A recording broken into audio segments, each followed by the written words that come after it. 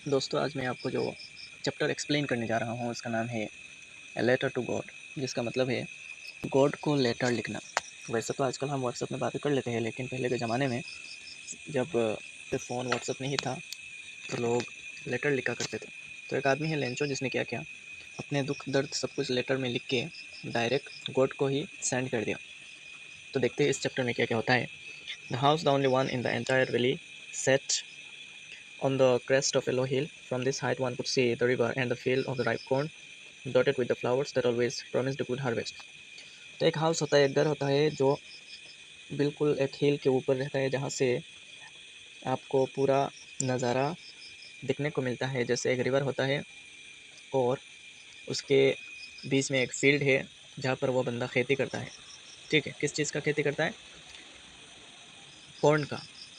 उस बंदे का नाम क्या होता है? लेंचो। तो लेंचो ने खेती की है जहाँ पर कॉर्न की, यानी मकई की। तो वहाँ से उसको उम्मीद है कि इस साल का उसका खाना पानी निकल जाएगा। तो सब कुछ परफेक्ट था। वो दिन ब दिन काम करता रहता था और ऐसे करते करते उसके जो फील्ड है उसमें फूल आ चुके थे कॉर्न के। तो अभी वो इस इंतज़ार में था कि कब बारिश हो, क्योंकि बारिश खेती करने वाले लोगों की एक वो उम्मीद होती है कि जब बारिश होती है तो उनका पूरा साल का मेहनत जो होता है उस वो रंग लाना शुरू कर देता है।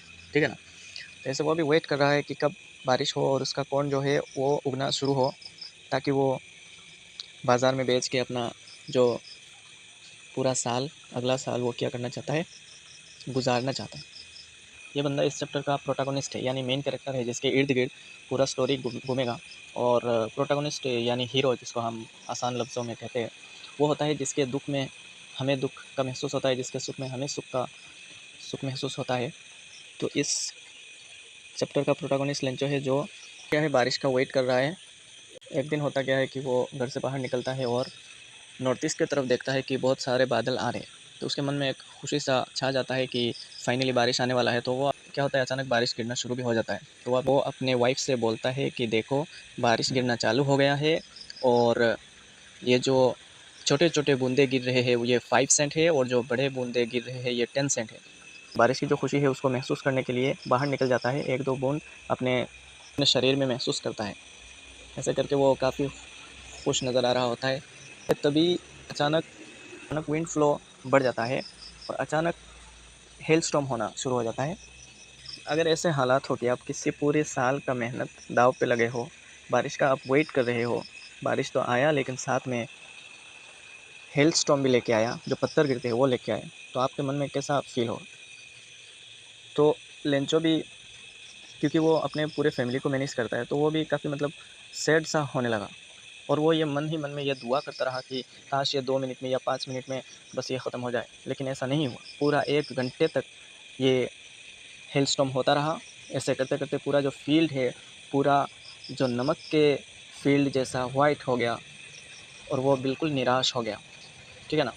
उसके बाद वो अपने बच्चों से बोल रहा है कि इस साल जो हमारा काफ़ी स्टारवेशन, यानी भुखमरी से कटने वाला है, ऐसा बोलता है। और पूरी रात बेचारा सो नहीं पाता। वो क्या, उसके पूरे के पूरे फैमिली नहीं सो पाते हैं। लेकिन अंत में उसका मन में एक होप जगता है कि कोई भी भूखा नहीं मरने नहीं देता, गॉड। कौन नहीं मरने देता? गॉड। तो उसको अब ये लगने लगा है कि गॉड कहीं ना कहीं से किसी न तरह उसको हेल्प कर लेंगे। यह सोच के वो सो गया और अगले संडे उठ के ही उसने क्या किया, चिट्ठी लिखना शुरू किया।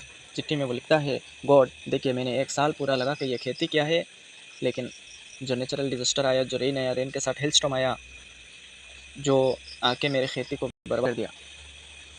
और मुझे ये भरोसा भी है कि आप कभी भूल नहीं करते, तो मैं आपको दोष भी नहीं दे रहा, लेकिन प्लीज़ आप मुझे 100 पेसोस दीजिए ताकि मैं फिर से बीज ला पाऊँ और खेती कर सकूँ। देखो यहाँ पर लेंचो का एक जो कैरेक्टर है उसका एक प्यूरिफिकेशन भी हो रहा है। वो बंदा, उसका जितना लॉस हुआ है बस उतना ही मांग रहा है, और वो भी किससे? गॉड से। इतना स्ट्रॉन्ग फेथ है उसका, और साथ में लालच भी नहीं है। हम होते तो अगर 1000 का लॉस होता तो हम गॉड से मांग रहे होते तो हम लाखों में मांगते शायद। लेकिन वो इतना लालची भी नहीं है, उसका जितना नुकसान हुआ है बस उतना ही वो मांग रहा है, ना ही वो मेहनत दोबारा करने के लिए तैयार भी है। तो उसने वो लेटर लिखा और पोस्ट ऑफिस में जाके मेल बॉक्स में डाल के आ गया। पोस्ट मास्टर जो मेल बॉक्स को चेक करता है और एड्रेस के अकॉर्डिंग सारे पोस्ट जो लेटर्स होते हैं उसको अकॉर्डिंगली सेंड करता है। साथ ये लेटर लगा जिसमें एड्रेस की जगह लिखा हुआ है टू गॉड।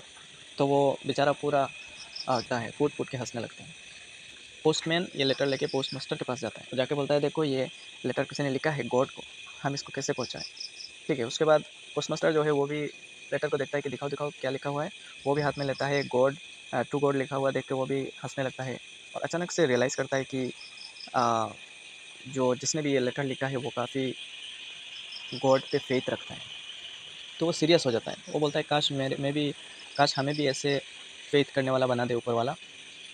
ऐसे करके वो सोचता है कि एक काम करते हैं, अगर ये लेटर का रिप्लाई नहीं मिला लेंचो को, उस बंदे को, तो उसका तो जो फर्म फेथ है, उसका जो अ, भरोसा है गॉड पर, वो शायद कम हो जाएगा। तो उसने सोचा एक काम करते हैं, इस लेटर को रिप्लाई कर देते हैं। उसने क्या किया, लेटर को खोला और उसको पढ़ना शुरू किया। उसने जब तक लेटर पढ़ के उसको समझ में आया कि इस लेटर को रिप्लाई देने के लिए सिर्फ एक पेन और एक पेपर होने से नहीं होगा। इस लेटर को रिप्लाई देने के लिए चाहिए पैसे। अब पैसे कहाँ से आएंगे? तो वो भी एक अच्छा इंसान था, उसने क्या किया, अपने सैलरी से कुछ पैसे देने का डिसीजन लिया और जो बाकी एम्प्लॉयज़ थे उनको भी बोला कि आप भी अगर चाहे तो चैरिटी के तौर पर दे सकते हैं। तो सारे लोगों ने लेंचो को हेल्प किया। लेंचो को हेल्प करने के लिए अपने सैलरी से कुछ कुछ पैसे दिए। लेकिन बात यह है कि लेंचो को चाहिए था 100 पैसे, लेकिन 100 पूरे नहीं हुआ, 70 पैसे ही आए। तो उन्होंने सोचा कि ये पैसे पकड़ा देते हैं। दूसरे संडे क्या हुआ, लेंचो आया लेटर का रिप्लाई लेने। आने के बाद उसको पोस्टमैन ने अपने हाथों से लेटर पकड़वाया और सोचा कि लेंचो तो शायद सरप्राइज़ हो जाएगा।